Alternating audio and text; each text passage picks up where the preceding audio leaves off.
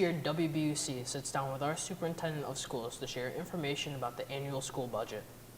I'm Nick Masuicca, and joining me today here is the Oswego City School District Superintendent, Dr. Dean Goewey. Today, Dr. Goewey and I will take you through the budget process in this year's proposed budget in advance for the public vote scheduled for May 16th. Thank you for joining us today. Thank you. So can you please take me through what it's like to build a budget for a school district this size? Right. The first part of building the budget is reflecting on the prior year's budget.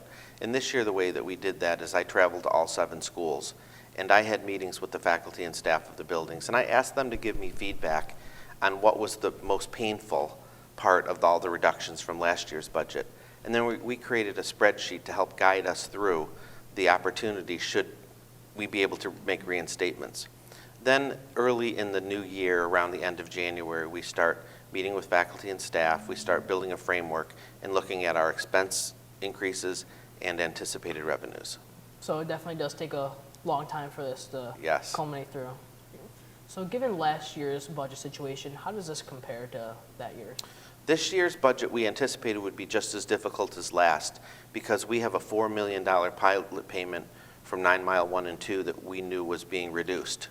So we knew that right out of the gate we had $4 million less than last year, which was a very difficult budget to deal with. But because we had implemented a lot of belt tightening procedures, we had streamlined our staffing, even at central office, this year ended up being far less challenging than we expected. And we ended up being able to make a lot of important reinstatements around instruction and new programs for students and staffing.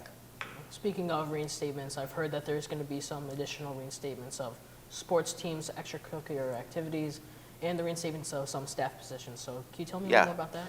I think the reinstatement of staffing is the most important thing to talk about because we're here for teaching and learning, and certainly if we have a strong instructional program, that's the most important thing.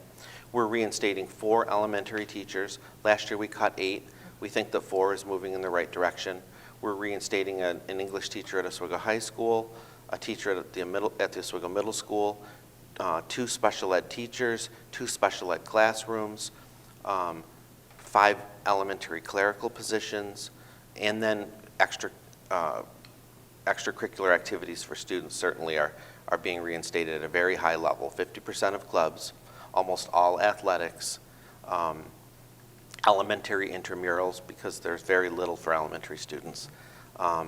And so we have a really robust offering of things that we're bringing back and still providing a tax rate increase that we think the community will support. Yeah, and with the tax increase, it's now increasing to 2.4% from during the 2017 and 18 budget. So what does this mean for the average homeowner in the district? Last year we asked for a 2.5% tax rate increase, and this year it's actually less than that, 2.47. And 2.47 is about $54 on a tax bill on a $100,000 home. So our tax rate is still relatively low compared to most districts in central New York. We think that it's an amount, $50-some on a $100,000 home, is something that our community can support considering all the things that we're able to bring back as well. Last year the voters approved our budget, including all of those very emotionally charged reductions at nearly 70% approval rating. We expect this year to be much higher because we're being responsive to the taxpayers at a lower tax rate increase, and we're also bringing back a lot of opportunities and smaller class size. So we're hoping that this will be a really positive year. And over the past few years, the model for building the budget is building for the future, not just for year to year. So do you think this budget for this year is a perfect example for this model? Yeah, last year we started talking a lot about long-range planning and building for the future, and the difficult reductions that we made last year were just the first part of that. The other part was actually planning. Long-range planning requires you to sit down and create a plan. So last summer we started that by developing a new vision and mission statement for our district, something we hadn't had in a very long time. And our mission is that we are child-centered. So every decision we made in the budget is about you guys. And our vision is that every child that leaves our district is fully prepared and life ready.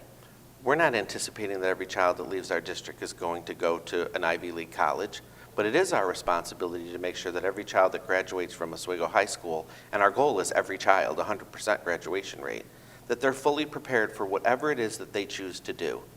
And so that planning is really important. Now we're engaged in a long-range educational plan, which is about curriculum, and then after that will be a long-range financial plan. If I could go back to the question about unique programs for kids, there's a few other programs that I think that we should mention. In this year's budget, there's an increase in CTE programs, those students that go to City to study. We are actually providing a full-day CTE program, so 10 Oswego High School students will be able to go to City next year all day. And so half of their day will be spent in their CTE program. The other half of their day, they'll be able to gain all the requirements for their high school graduation, including music and art. That's an exciting opportunity. Another exciting opportunity is a new program with Onondaga Community College. Between 10 and 20 Oswego High School seniors will be invited to go to OCC next year full-time, and through dual enrollment gather all their requirements for graduation and complete a full year at OCC toward an associate's degree for free. Those are definitely exciting opportunities Yep. for those students, and they're very lucky to have those. this Yes, year, absolutely. next year. And last year, to save money, there was 10 polling positions, and now there will only be 4. Yes. So do you think this will be an annual thing for years to come? Yeah, we're moving toward 4 voting places for a variety of reasons, cost saving certainly, but also for ease of management. And we just think in a district our size that 4 polling places is the proper way to do it. And we try to establish polling places that are responsive to the different regions in our district: West Side, East Side, Minetto, Oswego Town, Scriba. Well, thank you for stopping in. Thank I'm you. glad to have you here. And I'd like to thank you for stopping in. And remember to get out and vote on May 16th. That's all we have here for you today. And make sure you check the Oswego City School District website for any updates.